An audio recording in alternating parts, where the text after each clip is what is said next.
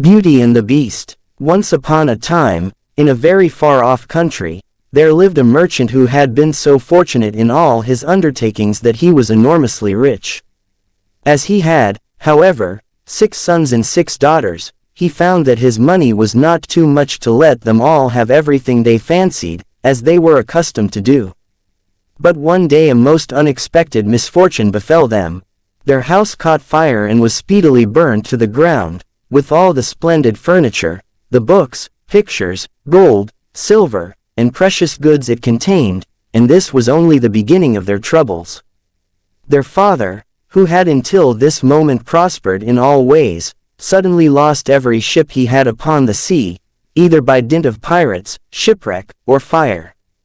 Then he heard that his clerks in distant countries, whom he trusted entirely, had proved unfaithful, and at last from great wealth he fell into the direst poverty.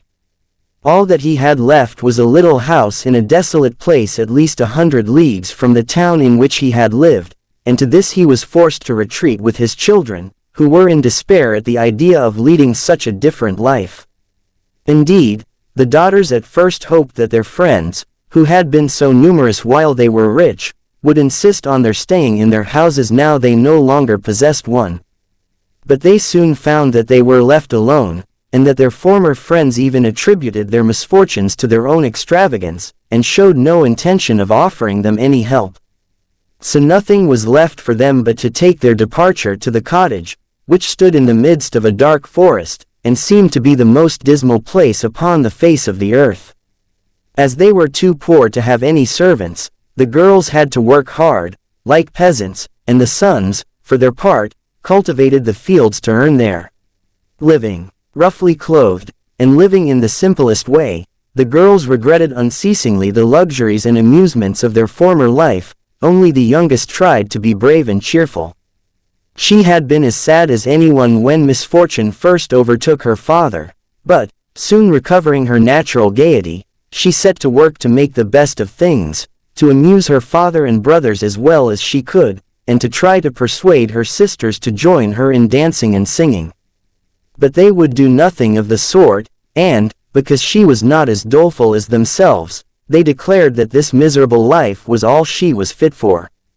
But she was really far prettier and cleverer than they were. Indeed, she was so lovely that she was always called Beauty.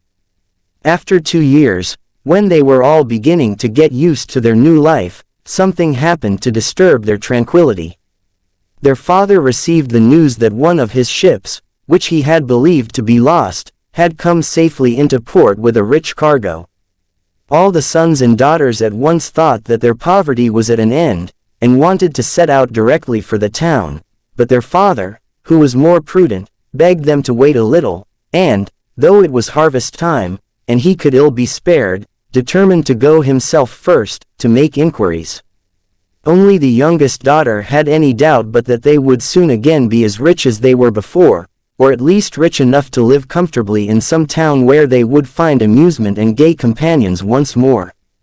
So they all loaded their father with commissions for jewels and dresses which it would have taken a fortune to buy.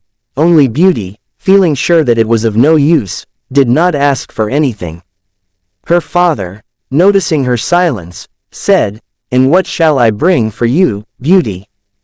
"The only thing I wish for is to see you come home safely," she answered. But this reply vexed her sisters, who fancied she was blaming them for having asked for such costly things. Her father, however, was pleased, but as he thought that at her age she certainly ought to like pretty presents, he told her to choose something. "Well, dear father," she said, "as you insist upon it, I beg that you will bring me a rose. I have not seen one since we came here, and I love them so much." So the merchant set out and reached the town as quickly as possible, but only to find that his former companions, believing him to be dead, had divided between them the goods which the ship had brought, and after 6 months of trouble and expense he found himself as poor as when he started, having been able to recover only just enough to pay the cost of his journey. To make matters worse, he was obliged to leave the town in the most terrible weather, so that by the time he was within a few leagues of his home he was almost exhausted with cold and fatigue. Though he knew it would take some hours to get through the forest, he was so anxious to be at his journey's end that he resolved to go on, but night overtook him, and the deep snow and bitter frost made it impossible for his horse to carry him any further. Not a house was to be seen. The only shelter he could get was the hollow trunk of a great tree, and there he crouched all the night, which seemed to him the longest he had ever known. In spite of his weariness, the howling of the wolves kept him awake, and even when at last the day broke he was not much better off, for the falling snow had covered up every path, and he did not know which way to turn.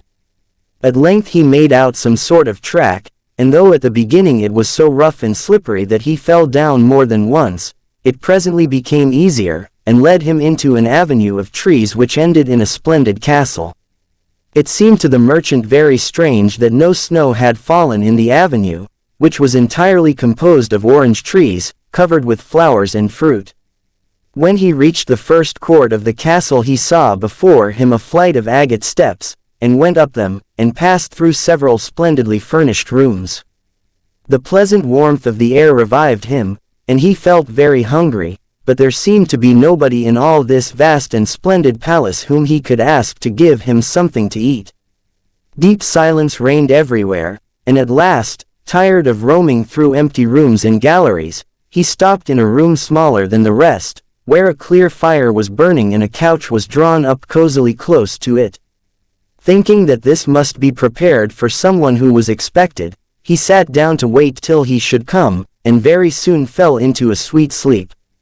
When his extreme hunger wakened him after several hours, he was still alone, but a little table, upon which was a good dinner, had been drawn up close to him, and, as he had eaten nothing for 24 hours, he lost no time in beginning his meal, hoping that he might soon have an opportunity of thanking his considerate entertainer, whoever it might be. But no one appeared, and even after another long sleep, from which he awoke completely refreshed, there was no sign of anybody, though a fresh meal of dainty cakes and fruit was prepared upon the little table at his elbow.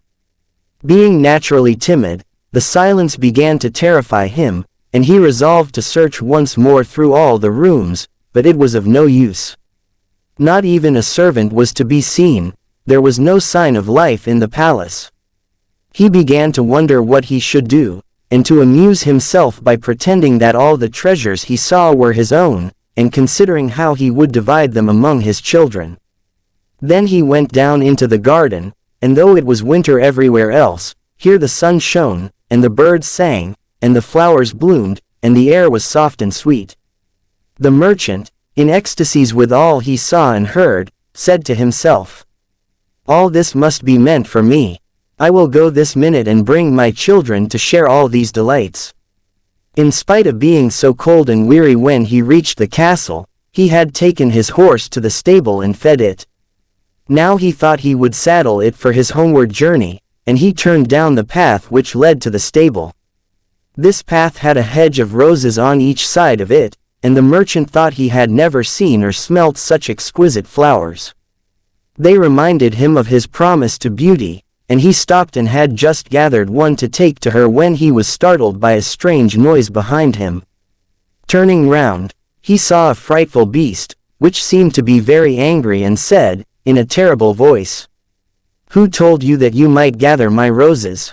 Was it not enough that I allowed you to be in my palace and was kind to you? This is the way you show your gratitude, by stealing my flowers. But your insolence shall not go unpunished." The merchant, terrified by these furious words, dropped the fatal rose, and, throwing himself on his knees, cried, "Pardon me, noble sir. I am truly grateful to you for your hospitality, which was so magnificent that I could not imagine that you would be offended by my taking such a little thing as a rose." But the beast's anger was not lessened by this speech.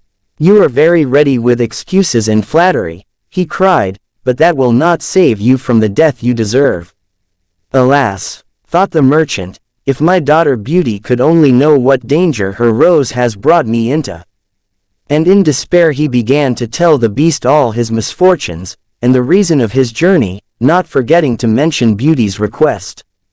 "A king's ransom would hardly have procured all that my other daughters asked," he said, but I thought that I might at least take Beauty her rose. I beg you to forgive me, for you see I meant no harm." The beast considered for a moment, and then he said, in a less furious tone, "I will forgive you on one condition, that is, that you will give me one of your daughters."